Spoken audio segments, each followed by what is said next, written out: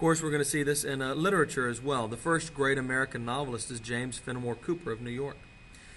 He focuses on westward expansion.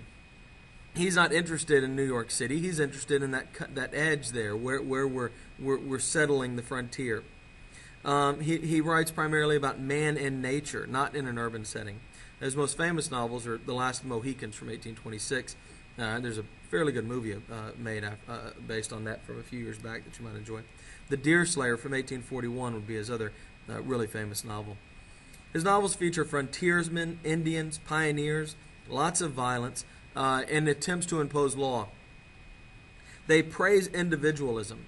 There's this real respect for the guy who goes out there on his own and makes it happen. Now that's, as we've talked about in other chapters, and we'll talk about more coming up, that's not much of a reality, but it certainly was this ideal that people began to latch on to. Cooper, incidentally, also saw Native Americans as being innately good. Yes, we ended up in conflicts with them, but he recognized that was because things like we were trying to take their land. Walt Whitman will be another great writer from the period. In 1855, he'll publish his Leaves of Grass. Now, this is after the time Cooper was writing. And in this, he celebrates democracy. He celebrates the liberation of the individual spirit. Again, this idea, the focus on an individual person, not a community. He also focuses on the pleasures of the flesh. Very sensual writing, very, very sexual. He abandons traditional verse structures and writes in his own free verse, where he doesn't follow the formal rules of poetry. And we tend to think of this as reflecting the yearning to be free from civilization. This is one of the great ironies of the period. As we become more civilized, as we collapse into the cities, and we begin that process anyway, our eyes are back on the countryside that we're leaving behind. That's where our focus is. Whitman, incidentally, was homosexual. He was gay in a homophobic world.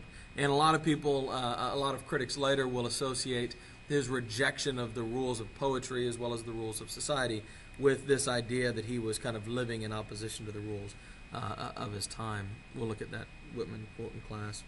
I'll leave it there if anybody wants to pause it and read it. Anyway, Herman Melville was also writing in this period. He's also from New York. His great work, of course, is Moby Dick in 1851, which is about a captain named Ahab's pursuit of a whale. And I think critics tend to see this as a critique of this modern, industrial, selfish acquisitiveness. This I need more, I need more, I need more, this greed that had come to grip society, particularly industrial society, as well as a critique of the Industrial Revolution and the need to civilize and control nature versus nature itself. Ahab, of course, being the industrialist in that analogy, and Moby Dick being nature in that analogy. And if you read the book, sorry to give it away, but nature wins in Melville's idea. We'll talk about Melville a little bit more later. But he definitely was wrapped up in these themes of civilization versus nature, and he seemed to be pretty clearly on the side of nature. Edgar Allan Poe was also active in the period. Of course, he's a little different because he's from the South. He's from Baltimore, which was Maryland, which was the South. He focused on short stories and poems. In fact, very few people wrote short stories at the time, and Poe is kind of one of the early masters of that form of art. His most famous work was probably The Raven, an 1845 poem. It was very controversial, but also at the same time immensely popular. He was considered too morbid and dark. People interpreted a lot of his writing to be drug references and stuff, which it's not really clear that they are. But he was a very dark writer. He explored the limits of knowledge and seemed to suggest that there's this new idea that we can know everything, and Poe seemed to suggest that's just not true. And he also explored the depths of emotional realities, meaning realities created by your emotional state, how your emotions affect how you see the world. Specifically, since we're talking about Edgar Allan Poe, negative emotions, despair, depression, anger, fear, things like this. He was actually rejected by American writers. Most people in America thought of him as a hack. Although he was a very popular author, people liked to read his stuff. Serious critics and writers didn't take him seriously. Although in Europe he gained quite a following among important writers. His influence and impact on literature, both in America and worldwide, will come later. He was kind of ignored in his time. But of course, a lot of the themes that he explores, these psychological themes, as well as the whole idea of horror and the macabre, and the occult will gain great popularity later. But he was a little. He kind of stands out. He doesn't really fit in with the other writers at the time. He also, by the way, married his very young cousin. I want to say she was 14, who died not long after they were married, which largely is what we attribute his depressing writing to. Some of his works are clearly about her.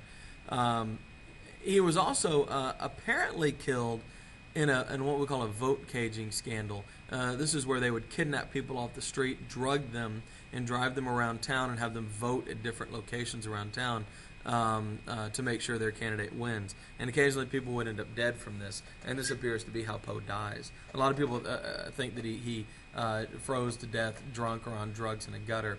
But that does not appear to be true. Historians have rejected that thesis. And in fact, the whole idea that he was a drug addict or a drunk at all is in doubt. So, what you know about Poe, you may not know about Poe. All right, other Southern writers romanticized plantation life and defended the South. They weren't like Poe. Some focused on poor whites and everyday people and would begin a tradition of work that would become extremely important in American literature.